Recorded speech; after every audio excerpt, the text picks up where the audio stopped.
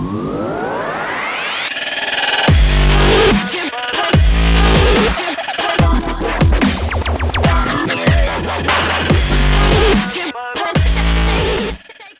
everyone, it's David from 3R Prep. Today I wanted to talk to you about what to do the week before, the day before, and the day of the actual SAT.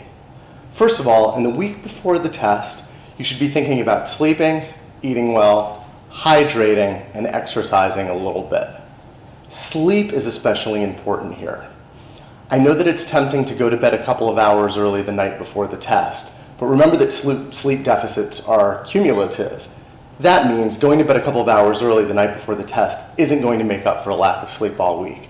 So do your best and try to make sure that you're getting enough sleep at least the week leading up to the test. Next, make sure that you're eating well and you're not eating a lot of junk food in the week before the test. You want to fuel your body and fuel your brain to get ready for the rigors of the test. Remember, you're going to be sitting in that seat for almost 4 hours, so you want to have as much energy as humanly possible. Next, make sure you stay hydrated.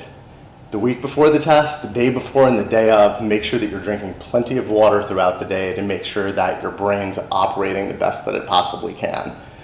And finally, in the week before the test, make sure that you're getting a little bit of exercise. Now, if you don't do any exercise at all, if you don't play a sport, the week before the test probably isn't the best time to start. However, even a short, moderate-paced walk can help to alleviate some stress and anxiety.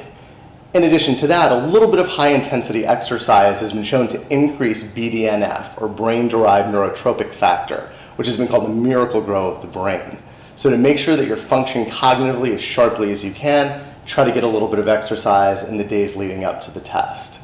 Likewise, it's just a good way to sort of blow off some steam. The day before the test, you really shouldn't be doing anything at all. If you've done all the preparation that you've needed to, there's not much that you can do in the 24 hours before the actual exam. Now is really the time to relax. Think about it. If you're an athlete or a musician, does the practice before the big game or the rehearsal right before the big performance have that much of an impact? Probably not. What does? All of the practices and all of the rehearsals and all of the work that you've done in the weeks and months leading up to the actual test. If you haven't put in the time in the weeks and months leading up to the test, it's time to think about coming up with a plan before you take the test again. The day before the test, you should spend some time relaxing, watching TV, going through YouTube, hanging out on social media. It's not the time to do practice questions. It's just the time to compose yourself, to de-stress a little bit, and get ready for the test, the following day. The only thing that I suggest that you do before the test, aside from going to school during the day, is to put together everything that you need the night before. This will help to mentally prepare you, and it will help to alleviate a little bit of the anxiety and make sure that you're ready to go first thing Saturday morning. Here's what I would suggest in terms of getting things ready. First, get yourself a 1-gallon zip top bag. This may seem a little bit silly, but trust me, having everything in one location is going to make a big difference the morning that you get up for the test. Next, print out the packing list that we have, the test day checklist, which you can find the PDF of in the link below. Take a look at the checklist. Here's what you're going to need. First, make sure that you print out your admission ticket. Secondly, have a photo ID, either your driver's license, a state-issued ID, a school ID, or some other ID approved by the test. Next, don't forget to bring your calculator. You can check the list of approved calculators by clicking on the link below. At this point, though, you should probably have a good idea of which calculators are allowed on the test and which ones are not. Make sure that you either get new batteries for the calculator, and do this the day before, not the day of the test, or charge your calculator. Next, and this might seem like overkill, but I promise this can be a huge way to save your time and energy and alleviate a lot of additional stress. Please think about bringing a backup calculator. The calculator that we like is a TI-30X2X. It's a simple solar-powered calculator. You can get it at a big box store or at a drug store for about 10 bucks. It's worth having. Just stick it in your bag in case.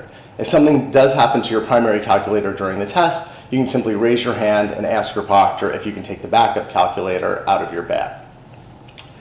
Next, don't forget to bring some sharp wooden number 2 pencils. You can't use mechanical pencils on the test, so you need to bring some old-fashioned pencils like the 3R Prep pencils that we have right here.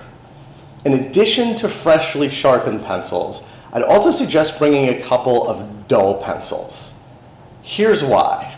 It is much faster and much more efficient to bubble in the bubbles on your answer sheet with a dull pencil than it is with a sharp pencil. It's worth having a couple of spares.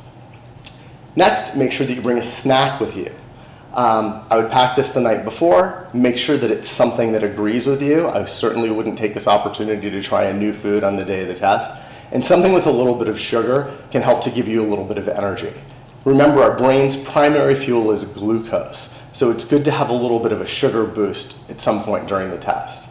And finally, I would bring a water bottle or buy a bottle of water to make sure that you can stay hydrated during the test. It's amazing how the stress of the test can tend to make our mouths a little bit dry.